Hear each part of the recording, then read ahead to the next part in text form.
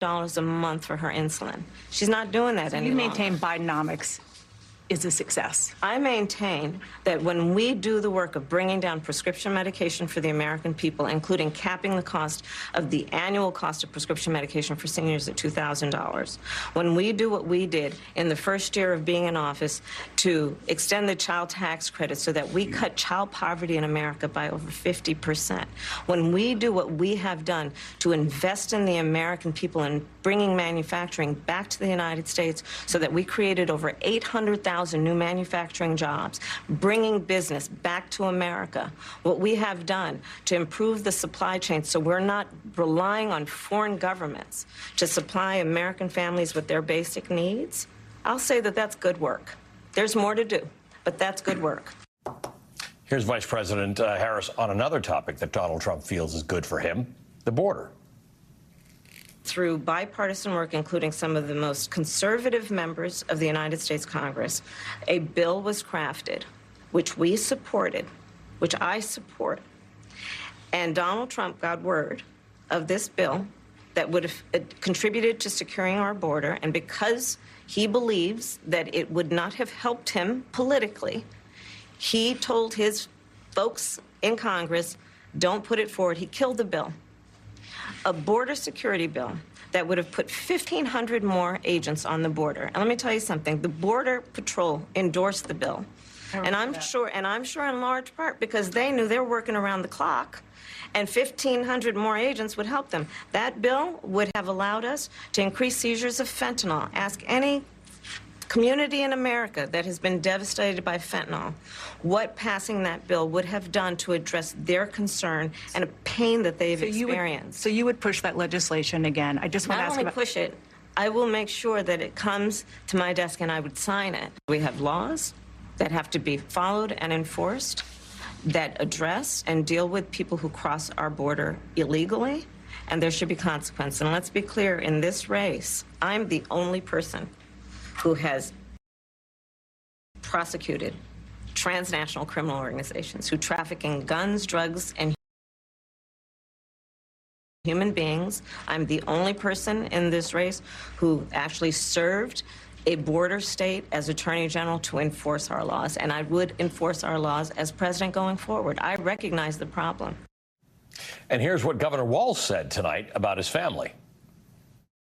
Grateful for so many reasons to be on this ticket, but that moment, to understand what was really important, to have my son feel a sense of pride in me, that I was trying to do the right thing. And it was, you try and protect your kids, it brings notoriety and things, but it was just such a visceral, emotional moment that I'm grateful I got to experience it, and I'm so proud of him. I'm proud of him. I'm proud of Hope. I'm proud of Gwen. She's a wonderful mother, and these are great kids. And Vice President Harris and Governor Walz sat down for their joint interview in Georgia, where the Democratic candidates just wrapped up their two-day bus tour of the state, ending with a huge rally in Savannah.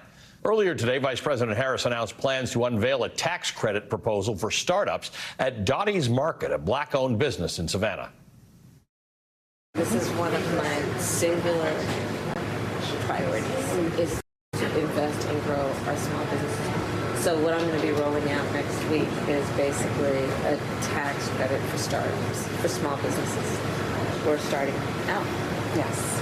Half of America's working population either owns, runs, or works in a small business. I mean, when we think about strengthening the economy as a whole, not to mention really investing in like the ambition and the dreams. Yes. I mean, that's all of that is what you guys are doing, and creating dreams in the process. Absolutely. Right? On the Republican side of the ticket, J.D. Vance made the mistake today of following Tim Walz's speech at the International Association of Firefighters convention. Tim Walz received a standing ovation from the members of the Firefighters Union yesterday. J.D. Vance, not so much. Thank you, guys. Thank you so much. Well, Semper Fi, guys. We got some, it sounds like we got some fans and some haters. That's okay. President Trump and I are proud to be the most pro-worker Republican ticket in history. And I want to talk about why we're fighting for working people, why we're going to fight for unions and non-union alike. Today, Donald Trump was on the campaign trail in Michigan and Wisconsin, according to new polls that are released tonight. In Michigan, Kamala Harris leads Donald Trump 49% to 46%. In Wisconsin, Kamala Harris leads Donald Trump 52% to 44%. In Michigan, Donald Trump defended breaking the law at Arlington National Cemetery by using the hallowed site for a campaign photo op. I go there, they ask me to have a picture, and they say I was campaigning. I don't need, the one thing I get is plenty of publicity. I don't need that. Donald Trump is no stranger to disgraceful conduct. He called American service members who died in war suckers and losers. We're going to discuss what happened at Arlington later in this hour. But a new poll in Georgia tonight shows Kamala Harris leading Donald Trump in Georgia 49% to 47%. And because you cannot just cover the public campaign of the candidate who tried to overturn the election last time, the speeches, the TV ads, we're going to look at what Republicans are doing in the key states, including in Georgia. The voter suppression, the disenfranchisement, the election chicanery. Today in Georgia, Vice President Harris reminded voters that she is running as the underdog against Donald Trump. We're here to speak truth, and one of the things that we know, this is going to be a tight race until the very end. Okay? So let's not pay too much attention to the polls, because we are running as the underdog. Okay? And we have some hard work ahead of us, but we like hard work. Hard work is good work. Hard work is good work. And with your help, we are going to win this November. We are going to win this November. Yes, we will. The future is always worth fighting for. Always. And that is the fight we are in right now, a fight for America's future. We fight for a future with affordable child care, paid leave, and affordable health care.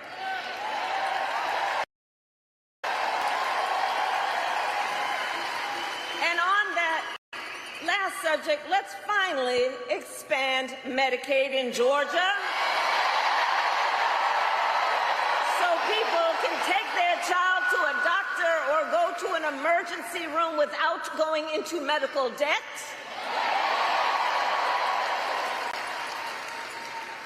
We fight for a future where we build what I call an opportunity economy, so that every American has the opportunity to own a home, to start a business, and to build wealth and intergenerational wealth.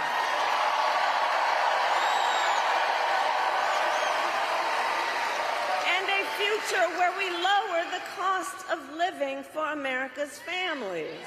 Georgia, for the past 2 election cycles, voters in this very state, you who are here, have delivered. You sent 2 extraordinary senators to Washington, D.C.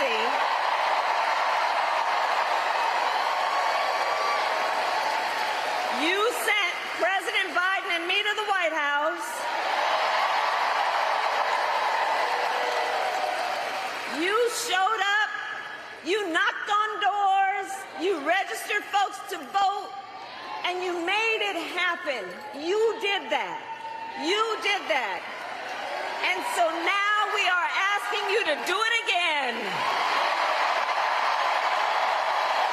Do it again. Let's do it again. Joining us now is the Minnesota Attorney General Keith Ellison, who knows Kamala Harris well. He knows Tim Walz well. You've actually worked on and off with him, Attorney General, for 18 years. Your offices are right across the hall from one another. So welcome to the show, and good to see you again, sir. Good to see you, and thanks for having me on. Always a pleasure. Let's talk about some of the things that came out in the interview today, particularly when when Kamala Harris was asked about the border, something that Donald Trump thinks is an Achilles heel for her, and she talked about the fact that of the two people running, she's the only one who has prosecuted people. She's prosecuted people, border, gangs and people who've involved themselves in drug trafficking and human trafficking. She's got a strong argument that she's actually a prosecutor and he's actually a felon. Well, there's no doubt about that.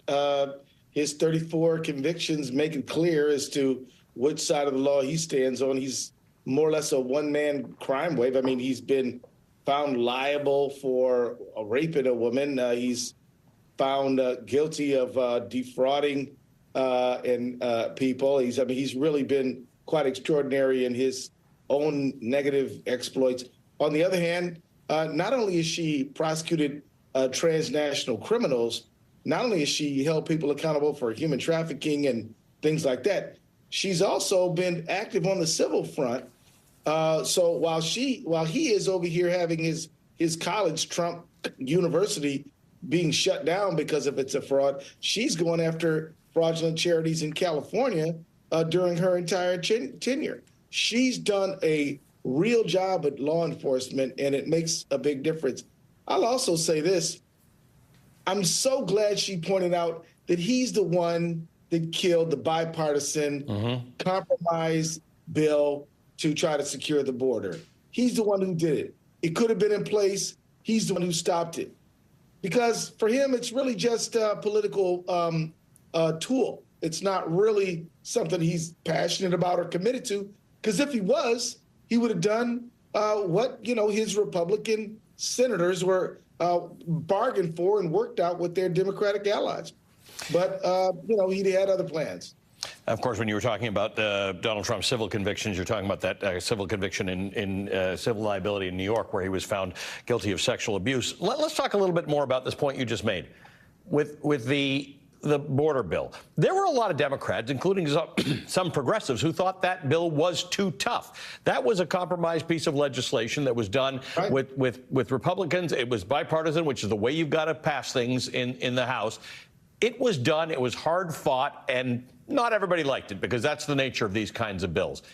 Donald Trump killed it, and he killed it because he doesn't want this problem solved. He wants to run on border problems, not run on border solutions. He wants to use it. And so here's the thing. I spent 12 years in Congress. Tim Walz was there. Kamala Harris was there. And the real sad moment is that when people reject compromise and feel that if something isn't 100% their way, they're against it. But Democrats and Republicans came together. Everybody didn't like something about it, but everybody liked some things about it. And that was enough to get a bill that we could pass. He just said, don't do it because it's not going to help me. Now, what kind of leader puts himself in front of the national interest? What kind of leader says it's all about how it's going to help me and affect me in an election? I mean, it's a character question at the end of the day. I was proud to see both Kamala Harris and Tim Walz step right into Dana Bash's very, pointed questions. They didn't shy away from controversy. They answered the questions put to them, and they had good answers. And I was glad to see that. She has a good record. She has a record to defend and advance on the issue of immigration and other issues as well. And I'm glad she wasn't shy about answering those questions forthrightly. You point out that you knew her, and like you, she's with an attorney general. She's a prosecutor. What's that? Right. How does that bode for the debates coming up? Donald Trump doesn't like her. She gets under his skin. She doesn't seem to get irritated by him. She demurred when asked